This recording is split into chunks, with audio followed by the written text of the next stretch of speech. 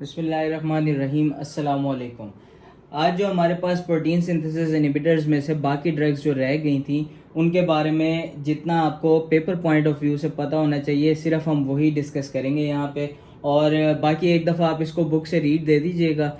इसमें इसके अलावा कुछ याद करने की ज़रूरत नहीं है। जितने भी MCQs या SCQs इसके अंदर से आते हैं ना वो सारे इसके अंदर कवर हो जाएंगे इंशाल्लाह। ठीक है, पहले आ जाता है टेलिथ्रोमाइसिन। टेलिथ्रोमाइसिन जो है हमारे पास जो रेजिस्टेंट स्ट्रेन होते हैं ना नमूनिया के, उनके अगेंस्ट हमारे पास टेलिथ्रोमाइसिन दी जा सकती है। और जैसे कि कम्युनिटी एक्वायर्ड नमूनिया है इसके अंदर हम टेलिथ्रोमाइसिन एज एन एंटीबायोटिक हम यूज़ कर सकते हैं। और इसका जो है ना हमारे पास MCQ में हमारे पास जो होता है एडवर्स इफेक्ट पूछ लेते हैं। एडवर्स इफेक्ट टेलिथ्रोमाइसिन का आपने याद रखना है। जो ECG के अंदर हमारे पास ये जो ECG होती है PQRS और ये हमारे पास T वेव। ठीक है, ये P वेव QRS और ये T। जो हमारे पास ये QT इंटरवल होता है ना वो हमारे पास जो होता है वो इस ड्रग टेलिथ्रोमाइसिन की वजह से हमारे पास जो होता है QT इंटरवल प्रोलॉन्ग कर जाता है हमारे पास। ठीक हो गया। उसके बाद बात कर लेते हैं क्लिंडामाइसिन की। क्लिंडामाइसिन हमारे पास इसके अंदर जो याद रखने वाली बात है, जो हमारे पास अक्सर पूछ भी लेते हैं कि ये नेचुरली ग्राम नेगेटिव बैक्टीरिया के अगेंस्ट नेचुरली जो हम ये काम कर ही नहीं सकती, यानी कि जो ग्राम नेगेटिव बैक्टीरिया वो नेचुरली रेजिस्टेंट होते हैं क्लिंडामाइसिन के। तो वो क्यों नहीं कर सकते? क्योंकि जो क्लिंडामाइसिन है ना वो उसका स्ट्रक्चर ही ऐसा होता है कि जो सेल वॉल होती है इसकी ग्राम नेगेटिव बैक्टीरिया की उसको वो पास ही नहीं कर सकते, उसके अंदर एंटर ही नहीं हो सकते। तो जिसकी वजह से हमारे पास क्लिंडामाइसिन ग्राम नेगेटिव बैक्टीरिया के अगेंस्ट हमारे पास अपना एक्शन परफॉर्म नहीं कर सकती। और दूसरा SCQ में हमारे पास इसका स्पेक्ट्रम पूछ सकते हैं। ठीक है, ये भी हमारे पास एक SCQ है इसका स्पेक्ट्रम। इसके स्पेक्ट्रम में हमारे पास कौन कौन से आ जाते हैं? बैक्टीरियाइड्स आ जाते हैं। ठीक हो गया। और हमारे पास जो पेनिसिलिन रेजिस्टेंट स्ट्रेप्टोकोकस निमोनिया आ जाते हैं। उसके बाद मेथिसिलिन रेजिस्टेंट स्टेफ ऑरियस।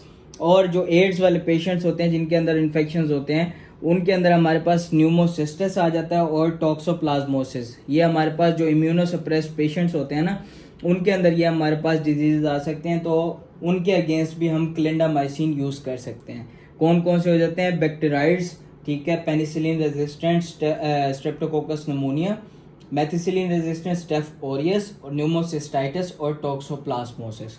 उसके बाद आ जाता है स्ट्रेप्टोग्रामिन्स। स्ट्रेप्टोग्रामिन्स में जो हमारे पास टोटल लिखा हुआ है ना उसके अंदर उसने बताया हुआ है कि जो क्विनेप्रेस्टीन और डेल्फोप्रेस्टीन है ये हमारे पास कम्बिनेशन है दो स्ट्रेप्टोग्रामिन्स का। ठीक है, और ये हमारे पास भी जो हमारे पास रेजिस्टेंट स्ट्रेन्स होते हैं इनमें से ज़्यादातर हमारे पास वो वाले उनके अगेंस्ट यूज़ होते हैं जो हमारे पास रेजिस्टेंट स्ट्रेन्स हैं, जो कि हमारे पास वेंकोमाइसिन से नहीं काम करे, पेनिसिलिन से नहीं काम करे, मेथिसिलिन से काम नहीं करे। जैसे कि हमारे पास इसमें भी हमारे पास आ जाता है पेनिसिलिन रेजिस्टेंट स्ट्रेप्टोकोकस निमोनिया और उसके बाद मेथिसिलिन रेजिस्टेंट स्टेफ ऑरियस और वेंकोमाइसिन रेजिस्टेंट स्टेफ ऑरियस। ये हमारे पास जो होते हैं इनके अगेंस्ट स्ट्रेप्टोग्रामिन्स का कम्बिनेशन जो होता है वो दे सकते हैं, क्विनेप्रेस्टिन और डेल्फोप्रेस्टिन। उसके बाद आ जाता है लिंजोलेट। लिंजोलेट जो होता है हमारे पास कौन से ग्रुप से बिलोंग करती है? ये करती है ऑक्सैजोलिडिनोन्स। ठीक है, ऑक्सैजोलिडिनोन्स। और ये भी हमारे पास जो ये वो एंटीबायोटिक है जिसका ना एडवर्स इफेक्ट्स भी बहुत कम है और इसका स्पेक्ट्रम भी बहुत ज़्यादा है। ठीक है, ये हमारे पास उन बैक्टीरिया के खिलाफ बहुत ज़्यादा एक्ट करती है, बहुत ज़्यादा अच्छा एक्ट करती है जो कोई भी हमारे पास एंटीबायोटिक जहाँ पे एक्ट नहीं कर पा रही होती। जैसे कि हमारे पास इसमें आ जाता है methicillin resistant staph aureus, penicillin resistant streptococcus pneumoniae, vancomycin resistant enterococcus और वेंकोमाइसिन रेजिस्टेंट स्टेफ ऑरियस। इन सारों के अगेंस्ट ये जो है लिंजोलेट हमारे पास बहुत अच्छा काम कर सकती है, उनके अगेंस्ट जो है हमारे पास अच्छा एक्शन परफॉर्म कर सकती है। ठीक हो गया। और हमारे पास इसके एक न्यू ड्रग भी है जो टेडिजोलिट के नाम से हमारे पास आती है, वो भी हमारे पास जो होता है रेजिस्टेंट स्ट्रेन्स के अगेंस्ट हम यूज़ करते हैं।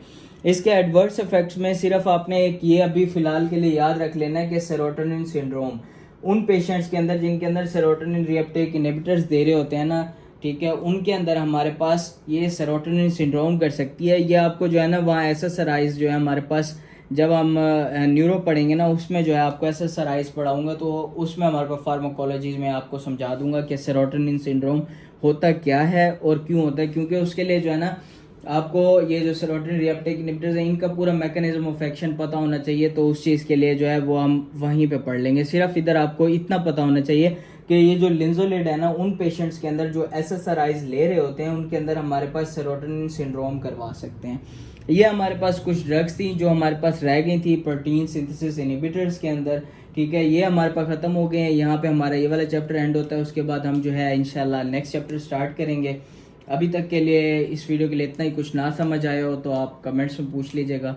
थैंक यू, अल्लाह हाफिज़।